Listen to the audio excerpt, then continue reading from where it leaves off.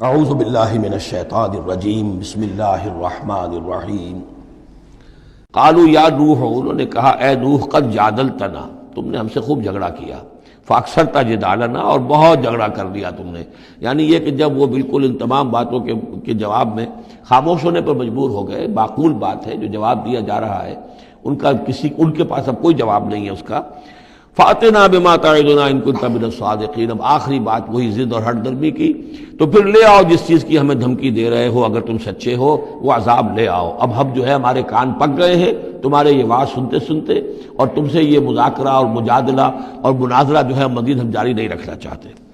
قال انما یاتیکم بہ اللہ ان شاء، انہوں نے فرمایا کہ وہ تو اللہ لے آئے گا وہ عذاب تمہارے اوپر اگر وہ چاہے گا، انما یاتیکم بہ اللہ، وہ لائے گا تمہارے اوپر اللہ انشاء اگر وہ چاہے گا، وما انتم بمعجزین، اور پھر تم اس کو تھکا نہیں سکو گے بھاگ کر، یعنی تم اسے ہرا نہیں سکو گے، تم اس سے بچ کر بھاگ نہیں سکو گے۔ ولا ينفعکم نصحی ان اردت ان انصح لکم، اور میری نصیحت، میرا خلوص، میری خیر خواہی تمہارے حق میں کچھ مفید نہیں ہو سکتی، خواہ میں کتنا ہی تمہارا ناصح ہوں، کتنا ہی تمہارے ساتھ مخلص ہوں، نصیحت کر رہا ہوں، خیر خواہ ہوں۔ ان کان اللہ یرید ان یغویکم، اگر اللہ ہی فیصلہ کر چکا ہو کہ وہ تمہاری گمراہی کے اوپر اس کی مہر ثبت ہو چکی ہو، اگر اللہ تعالیٰ فیصلہ کر چکا ہے تو میری یہ سارا اخلاص اور خلوص اور دعوت اور نصیحت اور خیر خواہی اس کا کوئی نتیجہ نہیں نکلے گا۔ ہو ربکم، وہ تمہارا رب ہے، وإلیہ ترجعون، اور اسی کی طرف تم لوٹا دیے جاؤ گے۔ ام یقولون افتراہ، کیا یہ کہتے ہیں کہ یہ اے محمد صلی اللہ علیہ وسلم آپ نے اس کو گھڑ لیا ہے؟ قل ان افتریتہ فعلی اجرامی، اب یہاں درمیان میں حضرت نوح علیہ السلام کی بات چل رہی ہے اور آگے بھی چلے گی، لیکن درمیان میں ایک جملہ معترضہ ہے۔ یہ ساری باتیں ہیں نبی جو آپ کو ہم وحی کے ذریعے سے بتا رہے ہیں، یہ ساری جو گفت و شنید ہوئی تھی حضرت نوح علیہ السلام کے اور ان کی قوم کے درمیان، آپ کو کیسے معلوم ہوئی؟ آپ نے گھڑ لی ہے؟ آپ کو اب کوئی فکشن ہے، کوئی سٹوری ہے، کیا ہے؟ نہیں، یہ تو اللہ تعالیٰ کی طرف سے ہے۔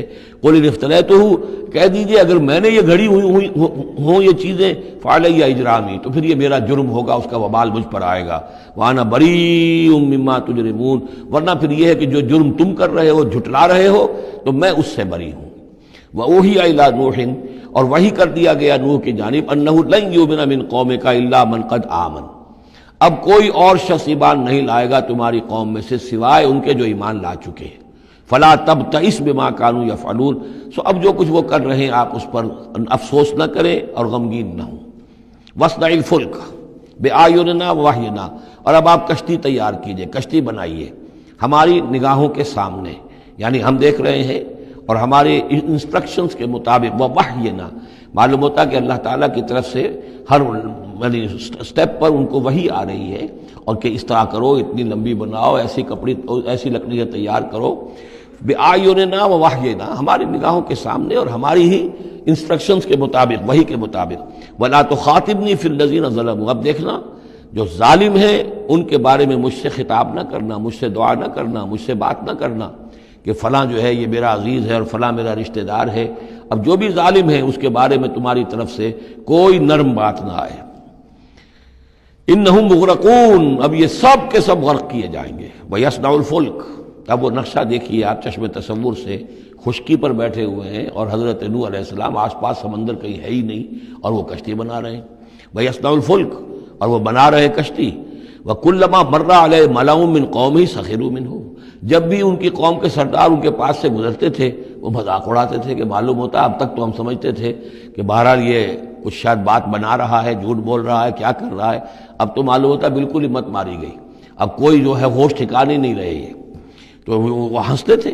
سخروا منہ قال ان تسخروا منا فانا نسخر منکم کما تسخرون، حضرت نوح فرماتے تھے کہ تم اگر ہم سے اب اس تمسخر کر رہے ہو، مذاق اڑا رہے ہو، تو وہ وقت قریب آنے والا ہے کہ ہم تمہارا مذاق اڑائیں گے جیسے کہ تم مذاق اڑا رہے ہو ہمارا۔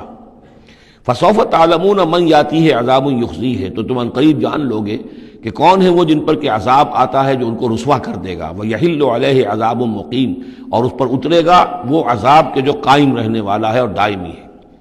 حتیٰ اذا جاء امرنا وفارت تنور، یہاں تک کہ جب ہمارا حکم آ گیا اور جوش مارا تنور نے۔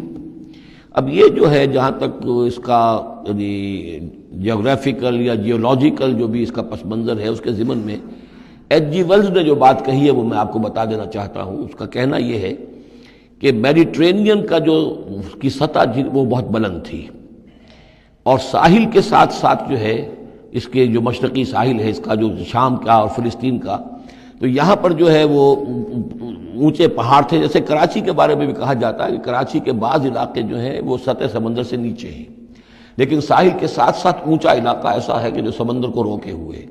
اگر کسی جگہ پر ایسا ہو تو اگر کہیں کوئی ایک سوراخ بھی ہو جائے تو یہ ایسا ہی ہے جیسے کسی بڑے بند میں سوراخ ہو جائے. اگر خدا نہ خواستہ کہیں تربیلا ڈیم میں یا کہیں کوئی اور اس طریقے کی بات ہو جائے تو پھر جو تباہی آئے گی اس کا آپ اندازہ کر لیجئے. تو ان کا کہنا یہ ہے کہ وہ سیلاب جو آیا ہے تو میڈیٹرینین میں وہ جو اس کا ساحلی علاقہ تھا اس میں سے کہیں وہ راستہ نکلا ہے پانی کا اور پھر سمندر آیا ہے، اور وہ سمندر جو ہے پورے مڈل ایسٹ کے علاقے کے اوپر جو ہے اس کے اوپر وہ پانی سمندر کی شکل بن گیا ہے. یہ ہے ان کی تعویل. اس لیے کہ تاریخی طور پر اور طبقات الارض کا جو علم ہے وہ بتاتا ہے کہ اس پورے علاقے میں ایک بہت بڑے وسیع پیمانے پر فلڈ کے آثار موجود ہیں. وہ آثار جو ہیں وہ ایسے ہیں کہ اس پورے علاقے کے اندر وہ فلڈ آیا تھا، اور اس کی یہ توجیہ ہے جو وہ لوگ کرتے ہیں. بہرحال اس میں تین چیزیں ہوئی ہیں. ایک تو یہ کہ کسی ایک جگہ سے کوئی تنور ہو سکتا ہے کہ کوئی سوراخ جو ہے، جیسے کہ آپ کو معلوم ہے بڑے بڑے جو بند ہیں ان میں بعض اوقات صرف جو چوہوں کے بل ہوتے ہیں ان کی وجہ سے سوراخ ہو جاتے ہیں. نہروں کے کناروں میں جو بند ٹوٹتا ہے نہر کا، تو کہیں کوئی چوہوں نے کوئی سوراخ کیا ہوتا اس میں سے پانی بہنا شروع ہوا اور نہر ٹوٹ گئی. اسی طریقے سے ہو سکتا ہے کہ کسی تنور کے اندر سے پہلی مرتبہ پانی نکلا ہو. پھر یہ کہ زمین کے بھی اللہ تعالیٰ نے جو ہے وہ کھول دیے سوتے، اور آسمان سے بھی پانی برسا. تو یہ پانی جو ہے زمین کا اور آسمان کا پھر مل گیا، اور اس طریقے سے وہ عظیم جو ہے سیلاب آیا جس سے کہ وہ پوری قوم ہلاک ہو گئی، اور وہ کشتی جو ہے وہ بہت عرصے تک تیرتی رہی اس سمندر کے اوپر، اور پھر ہوتی ہوئی وہ کوہ ارارات میں اس کی جو ایک چوٹی ہے جودی اس پر جا کر ٹک گئی. واللہ عالم. ابھی اس پر مزید ضرورت ہے اصل میں کام کرنے کی. ویسے یہ خبریں بھی ہیں کہ بعض اوقات کوئی کشتی نما چیز دیکھی گئی ہے. یہ علاقہ جو ہے اصل میں کہ جو جہاں پہ ترکی کی سرحد ملتی ہے روس کے ساتھ، ادھر وہ آذربائیجان وغیرہ کا علاقہ ہے، ادھر پھر یہ ترکی ہے، اوپر روس کا علاقہ جو ہے، تو اس میں ادھر سے راستہ جو ہے بہت دشوار گزار ہے، چڑھ نہیں سکتے. روس کی طرف سے راستہ ہے. اس کی چوٹیوں پر بعض پائلٹس نے کہیں دیکھا ہے اور خبر دی ہے کہ کوئی بہت بڑی کشتی قسم کی شے جو ہے وہ کسی چوٹی کے اوپر رکھی ہوئی ہے.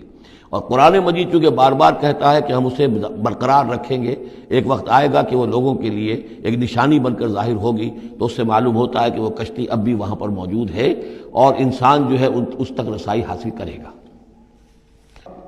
وفارت تنور حتی اذا جاء امرنا وفارت تنور، جب ہمارا حکم آ پہنچا اور جوش مارا تنور نے، ابل پڑا تنور. قل نحمل فیہا من کل زوجین اثنین، تو ہم نے کہا اے نوح اپنی اس کشتی میں تمام حیوانات کا ایک ایک جوڑا رکھ لو، واہلک، اور اپنے گھر والوں کو بھی، اپنے گھر والے اہل و عیال کو، الا من سبق علیہ القول، سوائے آپ کے اہل و عیال میں سے وہ کہ جن کے بارے میں پہلے حکم گزر چکا ہے.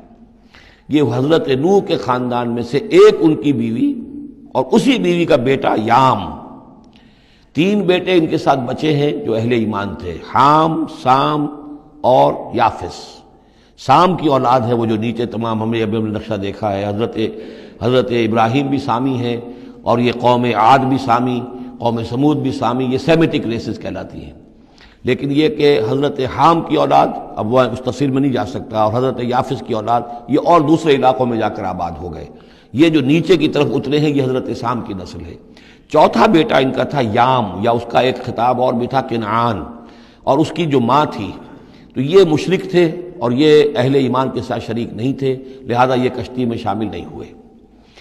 تو آپ اب رکھ لیجئے، سوال کرا لیجئے اپنی کشتی میں من کل زوجین اثنین، ہر نوع کا ایک ایک جوڑا تمام حیوانات میں سے، واہلک، اور اپنے گھر والوں کو، الا من سبق علیہ القول، مگر سوائے اس کے کہ جن کے اوپر پہلے سے حکم ہو چکا ہے.